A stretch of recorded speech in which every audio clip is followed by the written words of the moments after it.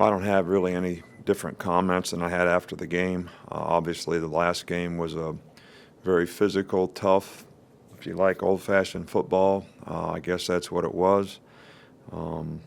We obviously have a lot of work to do in, some areas of our team, and I think the biggest thing is we can't have any kind of relief syndrome after a big emotional game, especially when you have a really good team coming up and a new challenge that we all need to respond to. It's really great that the defense got recognized as National Player of the Week, which we did the same thing with them internally, and Ryan Anderson and J.K. Scott on special teams and Ryan Anderson on defense by the SEC. We're excited to be back home and playing, this game here at Bryant-Denny Stadium. I think it's always a challenge for us to respond in the right way. It's a different kind of team. They have played better and better each and every week that they've played. They're probably playing their best football of the season right now. Pretty obvious with their win over Texas A&M how good they are playing right now. So, their quarterback has done a really good job for them all year long. He's kind of the center of what they do in terms of how much he runs the ball and his effectiveness as a runner, as well as being a very effective passer. They've got, Fred Ross is a very good receiver and an outside threat that can create explosive plays for them, and they've been able to run the ball effectively, and defensively they create a lot of issues and problems in terms of negative plays and how aggressive they are, and they're very well coached and a good special teams. Dan has done a great job there for, a lot of years, and we've always had some really difficult games, and that will be our expectation in this game. Okay, we'll start over on the left side with Rainer. The pass coverage has improved dramatically over the last 3 games. What do you attribute that to since the Arkansas game? Well, it wasn't bad before the Arkansas game. We didn't play very well in the Arkansas game. We didn't play very well in the Ole Miss game, and the other games it's been fairly decent. I think there's always things that we can improve on.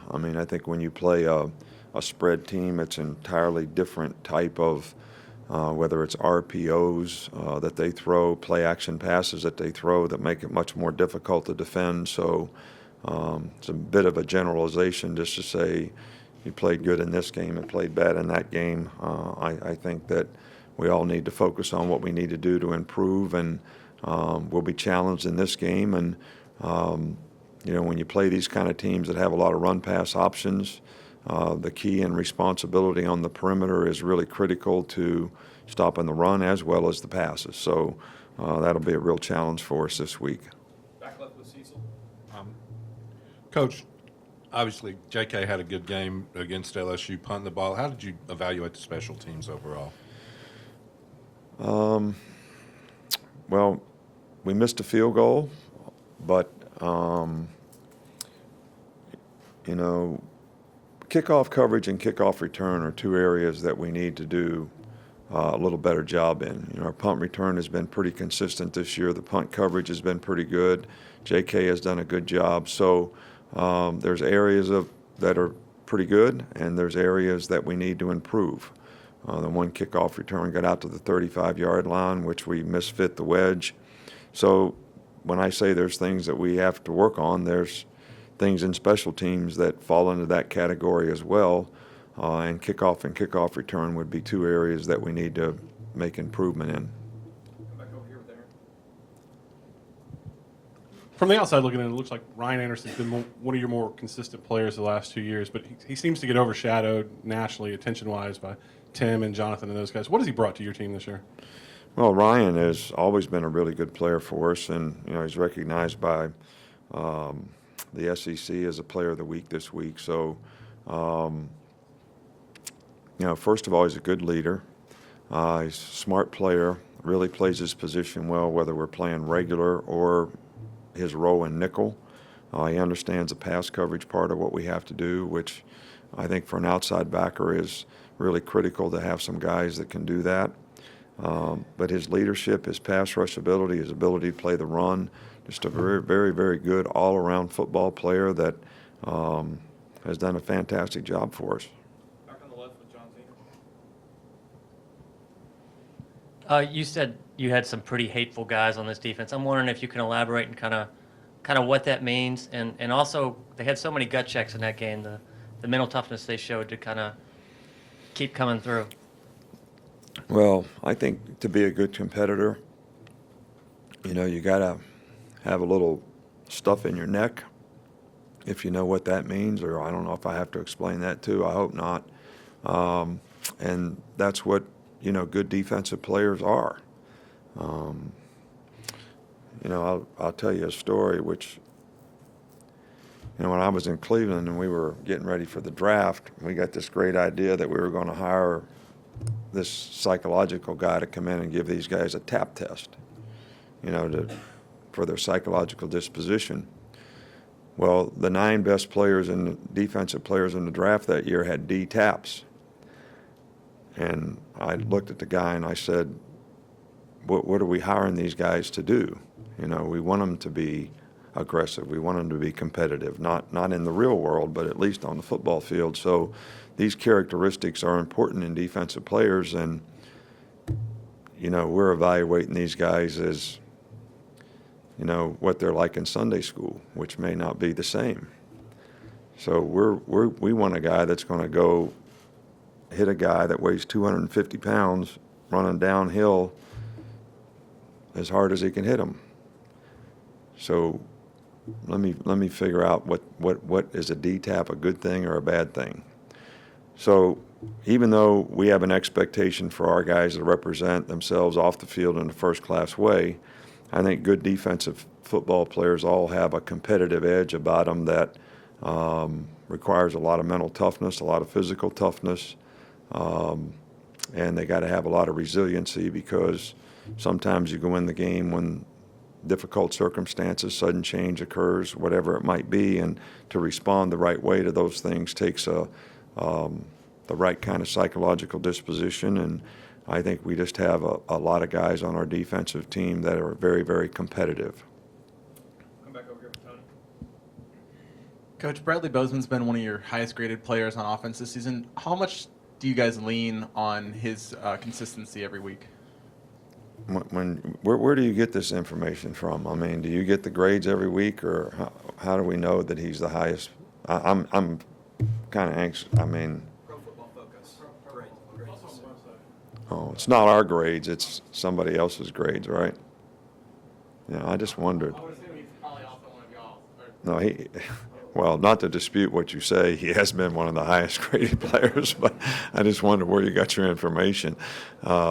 He's played very well. He's gotten better every week.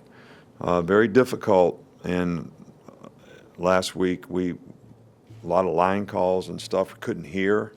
Guys were trying to make line calls and they couldn't hear, which, certainly can be a lesson to our fans in terms of how they can affect the game, because it affected us on some plays and created some negative plays where we didn't always block the right guys, but it was not a lack of communication. It was an inability to communicate because of the noise. But Bradley's probably been the key sort of reason that has not been an issue for us, because he's done a really good job, not only doing his job, but helping everybody else do their job better. In the middle with Michael. Talked a lot about the competitiveness and the hunger to be a good defensive player against the run. How they've done discipline-wise and staying disciplined against some of these teams like a Mississippi State that will do different things. Well, this is a totally different sort of way you have to play. When you're playing a team that the quarterback can run the ball, it's almost like the old Wildcat, where they had a running back at quarterback, except you knew that guy couldn't throw. Well, this guy can throw. And these running quarterbacks that they have a significant amount of quarterback runs create a whole different set of keys and responsibilities that take a tremendous amount of discipline as to who's closing on the dive, who has the quarterback, and I think that is a real key to having a chance to be successful. And these guys know what they're doing with it. You know, Dan has done this for a long, long time, all the way back to Tebow at Florida. So it's not like they're going to mess it up. So we have to make sure we do a good job of staying disciplined in terms of who has what. And there's also a pass that goes with that most of the time. So some defender is going to have to be defending that part of it, as well as the option parts of whether it's the zone read or read sweep Q power or whatever play they choose to run. Right behind him, Chris Walsh. I think it's pretty obvious that Reuben Foster would be a good linebacker during any age of football, but the way that the game has changed the last few years, are his skill sets sort of ideal for the way offenses are going? Well, I think that, first of all, Reuben plays well whether we're playing against a direct run team or a spread team. I think that there were guys in the past that would play better against direct run teams and would struggle more when you got the spread type teams because you have to play more effectively in space. So Reuben just happens to be a guy that can do both of those things very well. C.J. Mosley was the same kind of player here. So does that mean that he's a more effective guy? Maybe more all-around, more versatile would be a better way to say it. But he's certainly done a really good job for us all year long in both scenarios of whatever we've played. And he makes a lot of calls and makes all the calls and gets us in the right thing and has a really good understanding of football, which I think helps him from a key and diagnose standpoint to really react quickly to what he has to do. Back over here with Charlie. Just want to ask where you've seen Anthony Averett progress the most since the start of the season. Well, I think he's played well for us all year long and hasn't given up a lot of plays and plays smart, keeps people cut off, kind of silently goes about his business and does a really good job for us. And we've been pleased with him all year long. I think his knowledge and experience certainly has been helpful to him, and that's probably enhanced his ability to play with a little more consistency as we go along. But we think he's really played well all year. Stay over here with Ben. What kind of progression has Lester Cotton made this year, fundamentally or technically?